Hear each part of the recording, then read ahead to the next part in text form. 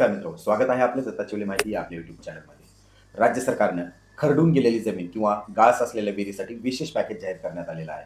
ज्याची जमीन खरडून गेली आहे त्याला प्रति हेक्टर 48,000 प्लस मनरेगाच्या मार्फत 3 लाख रुपयाचं मदत केलेली आहे. आणि विहिरीत गाळ साचला असेल तर ती काढण्यासाठी 30,000 रुपये प्रति विहिरी घोषणा केलेली आहे. शासनानं घोषणा केली, पण प्रशासन ह्याची अंमलबजावणी कसं करतंय याकडेच आता शेतकऱ्याचं लक्ष लागलेलं आहे. कारण आता पूर परिस्थिती ओसांडलेली आहे, पंचनामे करण्यायोग्य जमीन झालेली आहे, पाणी निसरलेलं आहे, परंतु अद्यापही कुठलाच अधिकारी शेतावरती बांध्यावरती आलेला नाहीये. मग नेमकं शेतकऱ्यानं कोणत्या ठिकाणी जाऊन अर्ज करायचा? जे बाधित शेतकरी आहेत त्यांनी कुठल्या ठिकाणी जाऊन अर्ज करायचा, अहवाल कुठं सादर करायचा? कारण शेतकरी तहसील ऑफिसमध्ये जातं तर ते सांगतात कृषी अधिकाऱ्याकडे, कृषी ऑफिसमध्ये गेला तर ते म्हणतात आमच्याकडे नाही, महसूलकडे पाठवा. नेमकं ही जी पंचनाम्याची प्रणाली आहे ती अद्यापही क्लिअर झालेली नव्हती आणि कालच सरकारमार्फत मार्गदर्शक सूचना ह्या आलेल्या आहेत. नेमकं आज आपण पाहूया की शेतकरी जे बाधित झालेले आहेत त्यांनी अर्ज कुठं करायचा, कोणकोणते विभाग आहेत ज्यांची ही नियुक्ती या पंचनाम्यासाठी झालेली आहे आणि किती तारखेपर्यंत हे पंचनामे पूर्ण होणार आहेत आणि मदत कधीपर्यंत अपेक्षित करू शकतो. त्यापूर्वी या सगळ्या गोष्टीची सविस्तर चर्चा आपण या व्हिडिओच्या माध्यमातून करणार आहोत. त्यापूर्वी चॅनलवरती प्रथम असाल तर माझी तुम्हाला एक विनंती आहे, चॅनलला सबस्क्राईब करून ठेवा जेणेकरून सरकारी योजनेबद्दल सगळे अपडेट्स तुम्हाला वेळेत आणि अचूक मिळत राहतील. चला तर मग माहितीला सुरुवात करूया.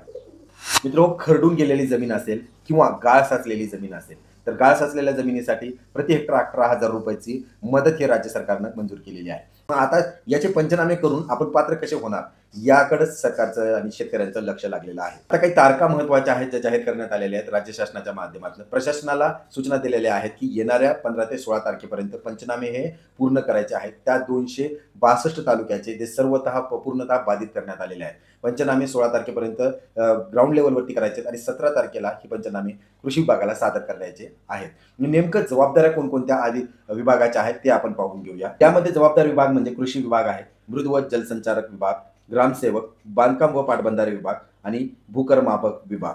यामध्ये या विभागाला तुमचं जिओ टॅग, जे काही खरडून गेलेली जमीन असेल, गाळ असलेली किंवा विहिरीत गाळ असला असेल तर त्याच्या जिओ टॅगच्या जे काही फोटो आहेत ते जाग्यावरनं काढणं गरजेचं आहे आणि त्याच फोटोचा अहवाल त्यामार्फत सादर करणं गरजेचं आहे. मग आता आपण पाहूया खरडून गेलेली जमीन किंवा गाळ असलेल्या जमिनीसाठी कोणत्या अधिकाऱ्याकडे तुम्ही जाऊ शकता आणि कुणाच्या अंडरखाली किंवा देखरेखीखाली हे सगळं सुरू होणार आहे. त्यासाठी तुम्हाला प्रथम गाठायचं मंडळ अधिकारी. यामध्ये मंडळ अधिकाऱ्याला एक पृथक प्रमुख म्हणून निवडण्यात आलेला आहे. त्यामध्ये कृषी सहाय्यक असतील, ग्रामविकास अधिकारी असतील, भूकर मापक विभाग आहे, मृद व जलसंधारण विभागाचे अभियंता आहेत आणि नायब तहसीलदार हे या कार्याला पाहणार आहेत, म्हणजे खरडून गेलेल्या जमिनीसाठी.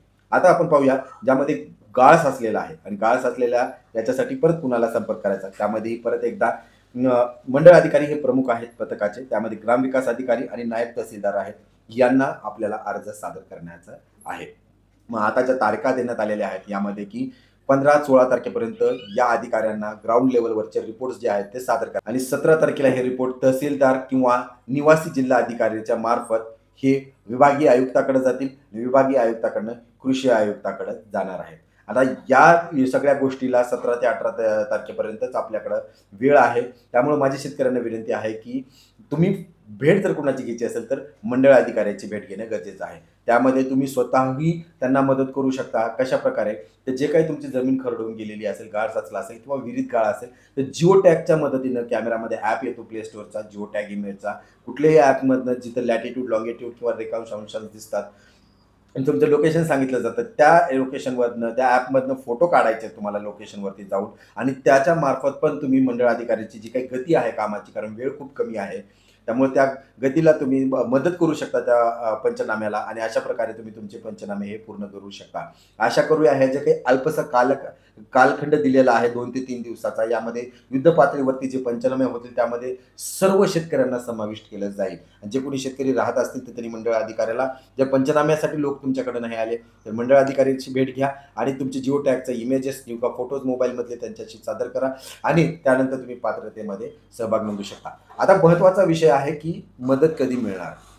आपण पाहतोय की आतापर्यंत जी मदत मिळाली आहे ती NDRFच्या निकषानुसारच मदतीचे वाटप हे झालेलं आहे, म्हणजे 2215 कोटीचं वाटप हे झालेलं आहे. आता 31,628 कोटीचं जे नंतर पॅकेज जाहीर झालेलं आहे त्याची मदत ही अद्याप झालेली नाहीये. त्यामध्ये की 10,000 रुपये प्रति हेक्टर हे रब्बीसाठी आणि पुन्हा हे विहिरीचं, पशुधनाचं, झोपघराचं नुकसान यामध्येही हे गाळ साचलेलं आहे. आता याचं वाटप दिवाळी किंवा दिवाळीच्या नंतरच होण्याची दाट शक्यता आहे आणि आशा करूया आचारसंहितेच्या अगोदरच याचं वाटप होईल. माहिती कशी वाटली कमेंट बॉक्समध्ये नक्की कळवा. तुमचे काय मत आहे, तुम्हाला काय अडचणी येत असतील याच्या व्यतिरिक्त तर कमेंट बॉक्समध्ये कळवा. मी ते तुमच्यापर्यंत पोहोचवण्याचा प्रयत्न करेल आणि ही माहिती शेतकऱ्यांपर्यंत जास्तीत जास्त पोहोचवण्याचा प्रयत्न करा, जेणेकरून ज्यांच्या विहिरीत गाळ साचलेला आहे, शेतात गाळ आहे किंवा जमीन खरडून गेली आहे, त्यांना पूर्णपणे कोणत्या ठिकाणी जाऊन अर्ज करायचा आहे, काय करायचं याची मदत ही होणार आहे. धन्यवाद.